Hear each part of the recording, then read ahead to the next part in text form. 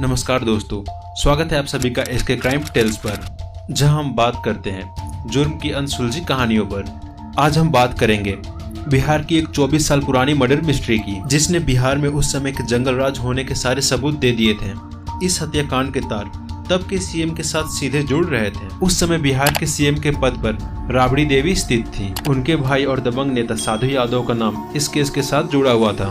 इस केस पर कितना बड़ा राजनीतिक खेल खेला गया था, आप इससे समझ सकते हैं। पोस्टमार्टम रिपोर्ट आने से पहले पुलिस ने इसे सुसाइड करार दे दिया था। हैरानी तो तब होती है जब सीबीआई ने भी इसे सुसाइड का केस बताया था, जबकि सीबीआई ने अपने पहले की रिपोर्ट में इसे एक मर्डर बताया था।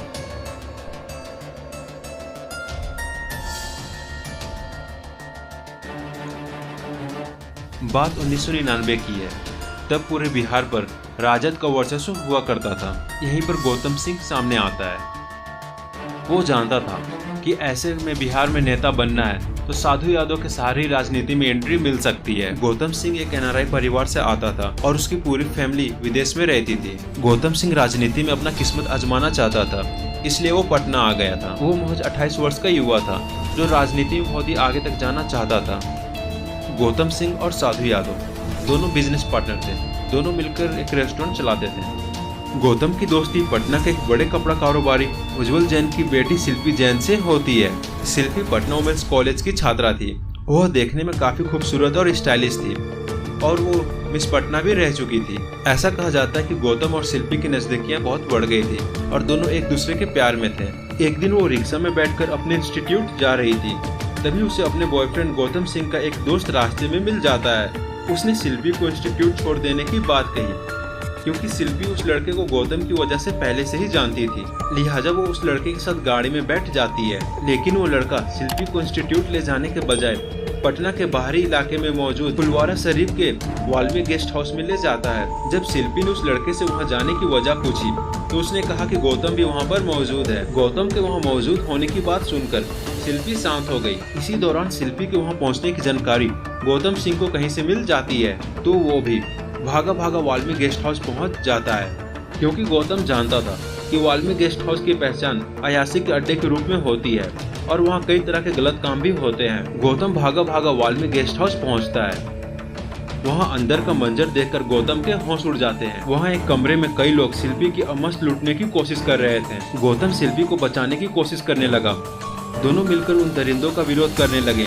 बताया जाता है कि पहले वहाँ शिल्पी के साथ सामूहिक बलात्कार किया गया और फिर दोनों की गला दबाकर हत्या कर दी गई। उधर जब देर शाम तक शिल्पी इंस्टीट्यूट से घर नहीं पहुंची तो उसके घर वाले परेशान हो गए और उसके दोस्तों और जानने वालों को फोन करने लगे, मगर उन्हें शिल्पी की कोई खबर मिली नहीं।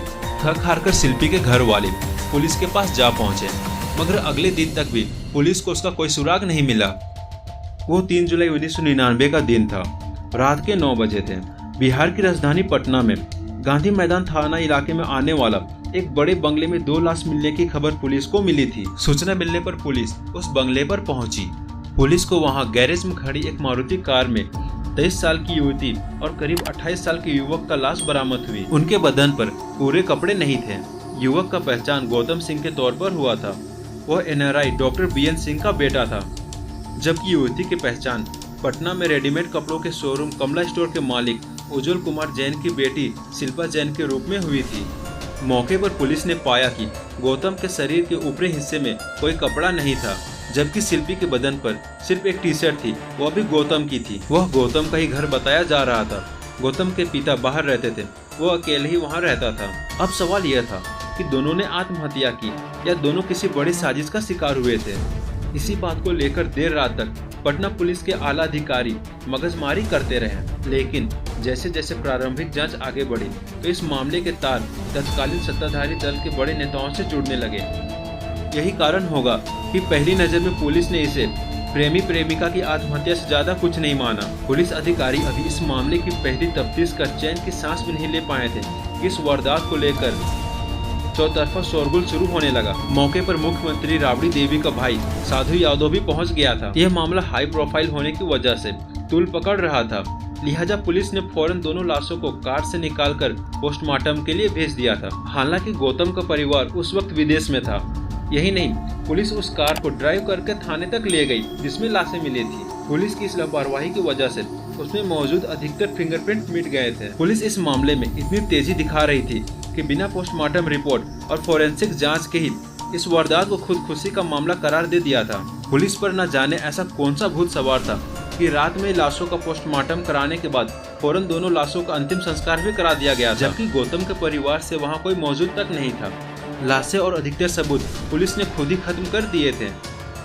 लेकिन जब शिल्पी और गौतम की पोस्टमार्टम और फोरेंसिक रिपोर्ट सामने आई तो इस मामले से जुड़े सभी पुलिस वालों के होश फक्ता हो गए, क्योंकि उन दोनों की पोस्टमार्टम रिपोर्ट में उनके साथ की गई दरिंदगी की गवाही दे रही थी और पुलिस के तमाम दावों को झुठला भी रही थी। रिपोर्ट से खुलासा हुआ कि शिल्पी जैन के साथ सामूहिक बलात्कार किया गया था। उसके कपड़ों पर सीमेंस के जो दाग थे वो एक से ज्यादा लोगों के थे। उन दोनों के जिस्म पर खरोंचे जाने और जूतों से पीटने के निशान भी मिले थे। पोस्टमार्टम रिपोर्ट बाहर आने से इस मामले ने तूल पकड़ लिया था। अखबारों में इस मामले से जुड़ी खबरें सुर्खियों में थी। अब इस वारदात के पीछे सीधे सीधे मुख्यमंत्री के भाई साधु यादव का नाम सामने आने लगा। यही वजह थी कि पुलिस इस मामले को आत्महत्या बताकर पहले दिन से दबाने में जुट गई थी।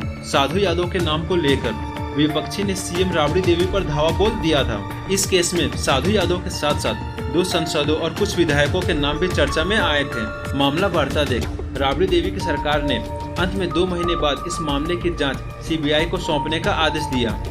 इसी दौरान सीबीआई ने सीएम के दबंग भाई साधु यादव से डीएनए के लिए ब्लड सैंपल की मांग की थी, लेकिन साधु यादव ने सैंपल देने से साफ इनकार कर दिया था। असल में सीबीआई शिल्पी के डीएनए का मिलान साधु के डीएनए से करना चाहती थी ताकि सबूत और सुराग जुटाए जा सके, लेकिन 4 साल तक चली सीबीआई जांच का कोई नतीजा नहीं निकला। उस वक्त सीबीआई ने एक तत्कालीन सांसद से कई दफा पूछताछ की थी, लेकिन कोई सबूत हाथ नहीं लगा। इसके बाद सीबीआई ने आखिरकार 1 अगस्त 2003 को अपनी फाइनल रिपोर्ट कोर्ट में पेश की और इस केस को खुदकुशी का मामला बताकर बंद कर दिया। सीबीआई ने अपने रिपोर्ट में कहा था कि दोनों ने जहर खाकर जान दी है और जो शिल्पी के कपड़ों पर सीमन के निशान मिले थे उन्हें पसीना बताया गया।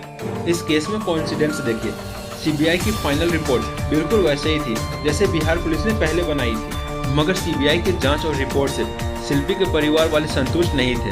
शिल्पी का भाई प्रशांत इस मामले को लेकर लगातार आवाज उठाता रहा। वो इस केस को रीओपन कराने के लिए भागदौड़ करता रहा। इसी बीच 2006 को अचानक प्रशांत को अगवा कर लिया गया। पुलिस ने भी उसके अपहरण को सच बताया था, लेकिन अचानक वो 2 दिन बाद लौटकर घर वापस आ गया था। इसके बाद उसने इस केस को लेकर कभी मुंह नहीं खोला।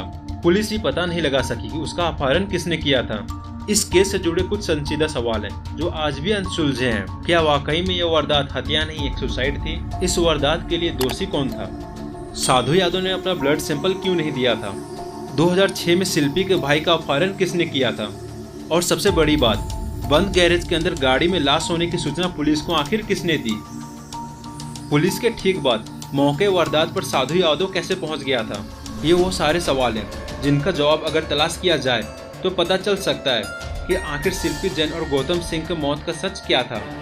फिलहाल 2006 के बाद ना तो किसी ने इस केस की बात की और न ही ये मामला किसी के जबान पर आया। अब ये कहानी सिर्फ एक खुदकुशी का मामला बनकर पुलिस और सीबीआई की फाइल में दम तोड़ चुकी है।